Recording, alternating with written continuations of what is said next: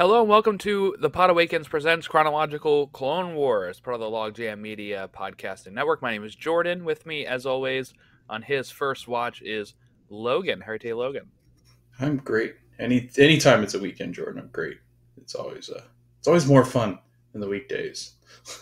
What do you consider the weekend? Because, like, for me, I usually, I know that's a dumb question, but for me, I usually consider, like, Friday night and Saturday as, like, prime weekend, and Sunday I'm Yeah, just kind of like, I don't want to do anything yeah, on a yeah. Sunday. No, that's true. But like, I guess any days that I don't have work would be weekend. Even though it's Yeah, like you get the Sunday scaries. I love yeah, people that are like, oh, when you're in a job that you love, you don't get Sunday scaries. I'm like, that's not necessarily true. I think everybody dreads going to work. yeah. Give me a person that doesn't. I mean, it's just like, wouldn't you rather spend time at home with your family? Right, That's kind of like my. right. If given Wouldn't the you option, rather would you spend rather your not work? weekend podcasting? Right, Wouldn't you rather spend your day podcasting all the time? Yeah, right. of course. Wouldn't you That's what rather we do just on be sleeping? weekends. Yeah, it's funny to me just because I think the general consensus around uh, like what work is in a career anymore, like it doesn't exist. Like I don't know. It's funny because it's like I think that the generations before us grew up in this idea that you have to work all the time, but I don't know. I Yeah, think our generation's buying into let's just podcast for a living. yeah, definitely. We are talking the last two episodes of season 3. Probably a short episode for us today because this is a arc that doesn't really like do much, right? Like, this is a 2 episode arc called Padawan Lost and Wookiee Hunt, both written by Bonnie Mark, both directed by Dave Filoni, and they both premiered on April Fool's Day of 2011 on the Cartoon Network. Okay, so their Disney Plus synopsis for Padawan Lost: Ahsoka Tano and a group of abducted younglings are on the run. And the synopsis for Wookiee Hunt: Ahsoka and the younglings get help from Chewbacca the Wookiee. And those are your synopsis. Is that the right plural? Synopsi? Okay, so I guess let's just generally talk your thoughts on this 2 episode arc here, which features a classic character with Chewbacca, and also just Ahsoka getting kind of split up and captured with a bunch of younglings that have, I guess, been gone for quite enough time where she has to kind of reinstill their belief in the Force and the Jedi way. Yeah. No. Can you hear me? I'm like frozen. Okay. Yeah. Yeah. Don't open Wikipedia ever. Don't do it. Like broke my Yeah, laptop just now. it's awful anytime I'm on here while I'm recording. Yeah, it's terrible. So I've started. I didn't do it before this episode, but I usually like copy and paste this stuff into a Google Doc. But You know what makes it run better for me for some reason is a Google Chrome incognito window. ooh, I might have to try that because I don't know why. I bet you it's because those ads that it runs on it. Yeah. It doesn't allow it to kind of take control of your computer. So I might try that for the next episodes. But yeah, no, I thought a really strong finish to season 3. And I really enjoy. I've started to really enjoy just episodes that Ahsoka's taking over, and it seems like it's almost like it's become Ahsoka's show. And I know a lot of people said that when I was going into Clone Wars. I read a lot of like this is where you get a ton of Ahsoka, so people were really excited when they got the actual show itself. And now I get it. Now I understand. It's become as she's become into her advanced stages of being a Padawan. I think she creates a lot of interesting dynamics between Anakin and then the relationship with the Jedi, and she's actually more, I think, loyal to the Jedi code than Anakin, but still has a little bit of Anakin in her. So no, I thought these were really good episodes, and I was so happy to see, as many people probably are, anytime Chewbacca shows up, it's a good time.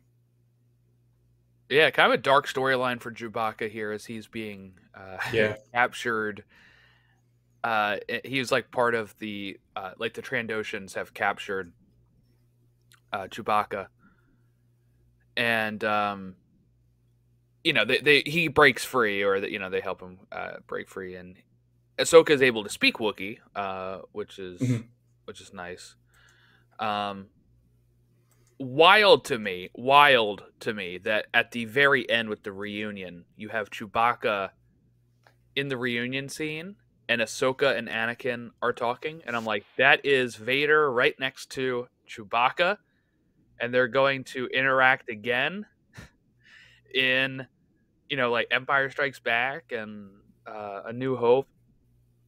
All that, like those scenes that Vader shares with Chewbacca on Bespin, and Chewbacca has no clue at that point that it's the same guy. But it's just funny to think that they're sharing. It's like anytime 3PO and Vader, like Vader and 3PO share scenes, I always think of like, wow, that's wild that Anakin at one point was the maker of C3PO. Like that stuff just blows my mind. Right. When we have to think about the original trilogy, which was made at a time where they didn't really think that stuff was ever going to happen. And you just have,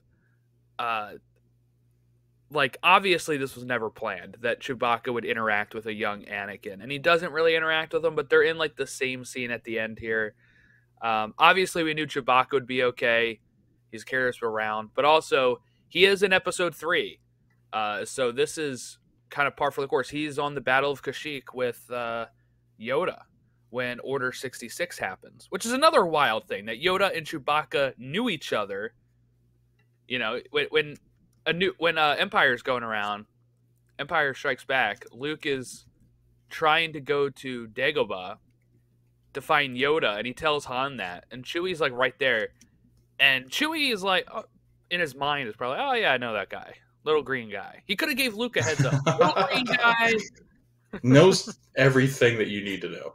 Yes. I saw him take off a clone trooper's head doing a backflip. It was nuts. Dude was insane. Yeah, absolutely. The reason why we withstand the separatists. It would be. It's like, what's wrong with, like, it's like they've got amnesia. Like all these guys got, like, especially Obi-Wan, and he's like, oh, because it's so funny to me every time. I don't remember any droid. Right, because every time that it comes up, every time that he mentions, like there was a whole, I think it was last week's episode, where he just has this whole dialogue with R2 and C3PO, and I'm like, you would think, because he remembers these random people on different planets, but he can't remember the droids that followed him around forever. Like, come on. Yeah. That is weird. He comes up with the technically, from a certain point of view, you can excuse anything. He's like, well, I actually didn't own a droid. But you can tell by his reaction, he does not remember R2-D2 in A New Hope. Which is funny. Okay, yeah, so we have... I think the most interesting thing about this storyline is... like Khalifa and Ahsoka, and Khalifa is like about to she's kind of at the point where she's going to like kill some of these Trandoshans, and Ahsoka has to stop her. And the reason she has to stop her is because, right, it's not the Jedi way. And we kind of see that with these younglings. I don't know if it for sure mentioned how long they were gone. I don't think so. But they've been gone for a while.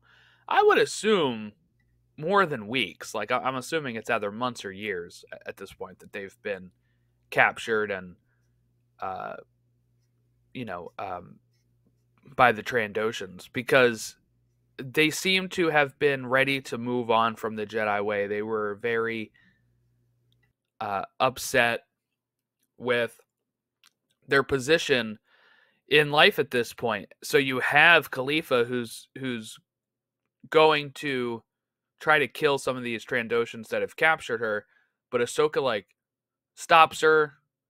I think she force pushes her out of the way, and they decide not to. They try their best here not to actually kill anyone because it's just not the Jedi way.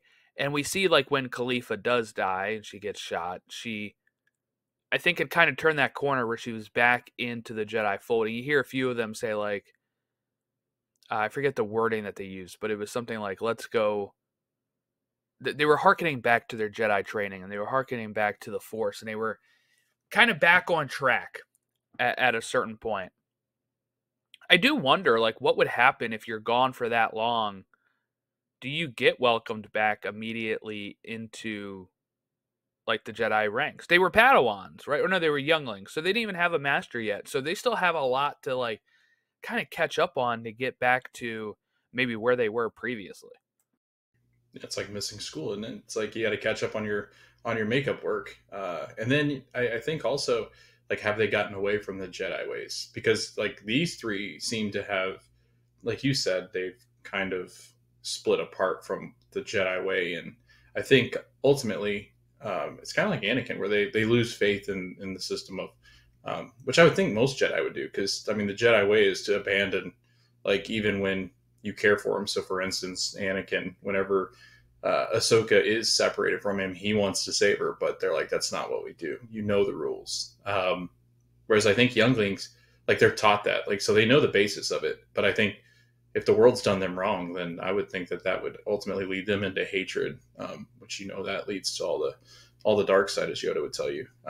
But it's interesting, like you said, getting back into the flow of being a Jedi. I think it would take time, and they've clearly been on this planet forever, because they look all beaten and battered. They look like they've been there forever, and they've talked about multiple cycles of prisoners coming in. So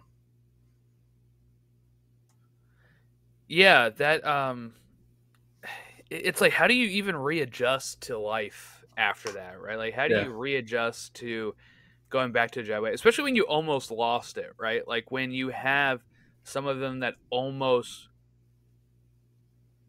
you know, they wanted to cause hurt to the Trandoshans because of them being captured and stuff, and that's a normal human reaction, but for a Jedi, it's not. So it's like, how do you adjust to knowing that you almost maybe crossed a path you shouldn't have, and then, you know, how do you get yourself back on track once you are welcomed back by the Jedi?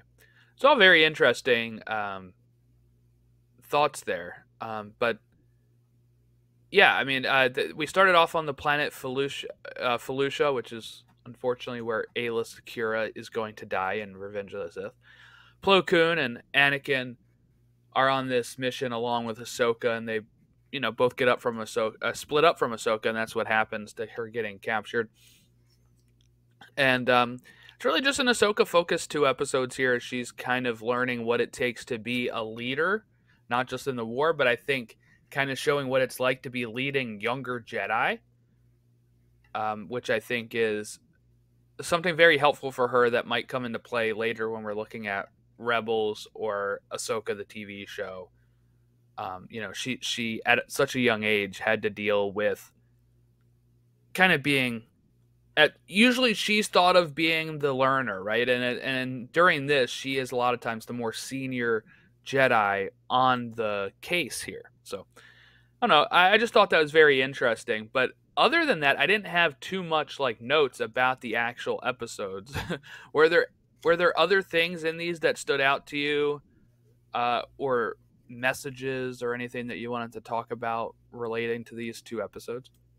I think one thing I wanted to ask you, because I was like, you know what, I'll just say it over the podcast, because I was trying to. I mean, I know what Trandoshans are, and I know Bosk is one, but I was like, I can't think of why I know Bosk, or like I knew of Bosk. I can't remember if it was in this show that we had seen him before, or was it in one of the movies that like he's a big presence, or Mando or something? Because I feel like I've gotten history on the Trandoshans, because I remember speak of the Trandoshans, and maybe Obi-Wan talks about them or something, but I couldn't connect the dots. I was like looking up, where do I know Trandoshans from? And it's like Bosk. And I was like, well, that makes sense, but I can't remember why I know Bosk and his name.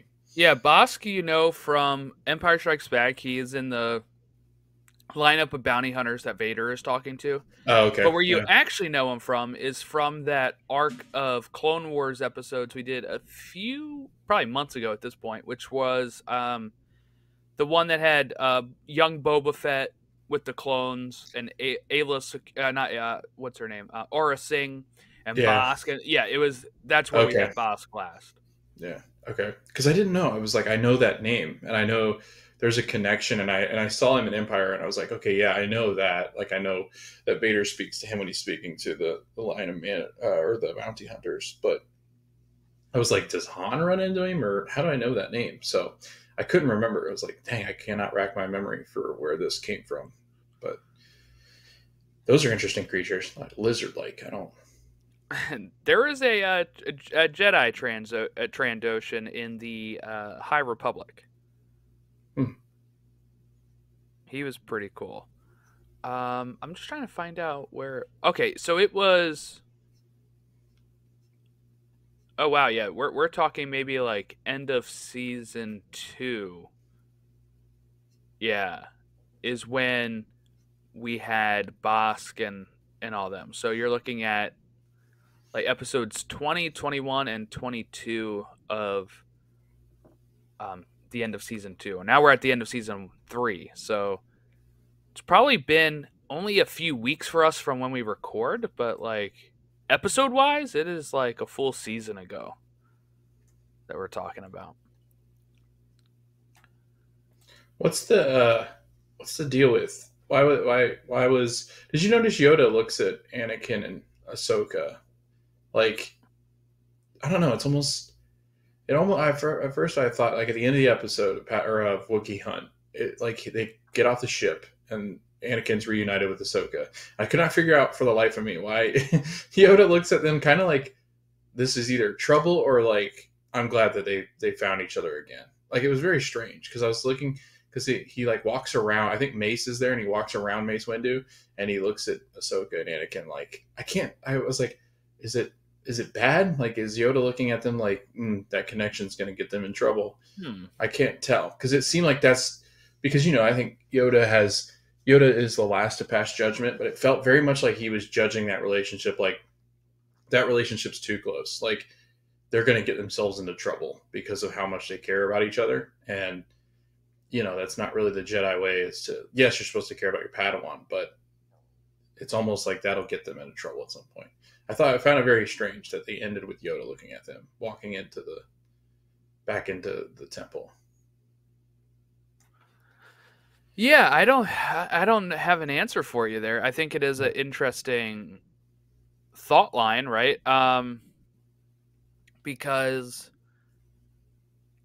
the reason why this sometimes can be confusing, I think, is because we know the end result of Anakin, That's right? true. So sometimes we are Clouded. reading into things that maybe Yoda wasn't reading into, or maybe because we know it, we do think the characters are reading into it. Especially like if it's like a silent scene where he's just having a facial expression, it's like, okay, what am I getting out of that? Right. I do think he because he's the one that set it all up. Remember, Anakin did not want a Padawan. It was all, Obi-Wan was supposed to be getting a new Padawan. Yoda sent it to Anakin instead. That's how we kicked off, the Ahsoka part of the show in the movie. So it is interesting because if he is worried about that now, it's like, dude, that was kind of your fault, right? Yeah. Or maybe he's like, maybe this is the first time where he's like, okay, Ahsoka led herself back to Anakin and it's working. Like whatever Anakin's doing, while not possibly to protocol exactly, he's done exactly what Yoda intended for him to do to make Ahsoka one of the stronger Jedi. Because there's no doubt, like I think Yoda does not doubt the fact that Anakin's probably the strongest or one of the strongest Jedi that they have. And I think Yoda sees it because he kind of keeps him at arm's length. Because he always talks to Obi-Wan. That's a good question. Does Yoda believe the prophecy to be true that he is the chosen one? Or does he see past it? Luke's the chosen. According to George, Anakin is actually still the chosen one. But yeah, ultimately because he kills Palpatine. Is that ultimately what it is? Is that the reasoning behind it? Okay, like he finally has that. He turns back to the light and kills Palpatine. Throws him overboard like a champ. That's one of my favorite scenes ever in history of movies. Just picks him up. While he's being electrocuted. Yeah, there goes the chair. Now it's a good question. I don't know if what Yoda actually believes. I would love if it's somewhere in here. I mean, I think he did kind of buy into. Well, no, I don't know, because I was gonna say maybe he did buy into the prophecy with Qui-Gon, but at the end of episode 1, he tells like Obi-Wan that he still doesn't want him to train Anakin, but he's like, agree with you, the council does. Mm-hmm. Skywalker, your apprentice shall be. But I think it was like him saying, I don't agree with this, but the rest of the council does, so I'm outvoted. He's your apprentice now. So I don't know. I think you can probably read this however you want. This scene where he's just kind of looking at them and thinking about either the future or. I can't wait for you to see how this relationship develops throughout the course of the show because, Ahsoka has a very interesting path as we get to the further and further seasons here. So really excited to see that play out. But yeah, so I guess we'll wrap it up here. It's only 2 episodes. We don't have to talk forever on this. But I did think we had some interesting tidbits. The episodes overall for me, I thought were kind of just fine. It's interesting philosophically sometimes, like I said, with the younglings who are kind of flirting with the dark side because they feel abandoned and have to do what they can to survive. But overall, I was like, right? Like, it's not. To me, it wasn't like the best set of episodes. Felt very Hunger Games ish when they were hiding in the trees and stuff. Oh, true. Like what's going on? Yeah, they were all right. They weren't my. I know this is the stretch. I've looked at IMDb. This is the stretch of episodes. I think there's these 2, and then to start season 4, they're the lowest ranked on IMDb. The first 6. Oh, nice.